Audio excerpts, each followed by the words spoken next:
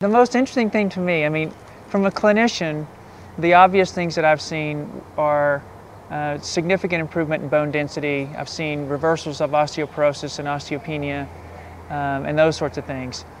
But really what's been the most interesting for me is, and I'm not even sure I was really looking for this when I started using this form of therapy, but what I've seen is a large number of my patients coming back into the office and telling me they feel like themselves again. They feel more feminine, they feel like they're more connected with their surroundings and with the people that they relate with. Their sense of femininity is increased, and that's been remarkable. That's been such a remarkable change from what I was doing when I was using low-dose static hormones. My initial consultation is an hour, and I spend a lot of time talking about those things and talking about the difference between low-dose static hormones, which is sort of the standard regimen that's promoted by the mainstream, and then my 15 or 20 years experience with that, and then the last 4 years that I've had with the rhythmic.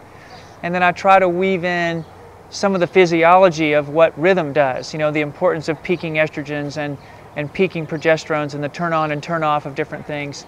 And then I just sort of show them that my experience has been so much better in terms of trying to reverse some of the things that women are suffering.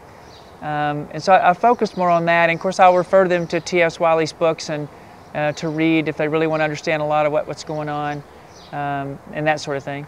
I think probably the most remarkable thing for me is, when you provide health care for women and they come in midlife, they're looking for some sense of restoration of themselves. And I was unable to achieve that significantly with the hormone regimens that we use more mainstream today. So for me, when I come in and have patients that now tell me that they're more happy and their relationships are better and their view of their life is better, then that to me is amazing. And then things like reversal of bone loss and of course normalization of body composition and those sorts of things are just sort of icing on the cake.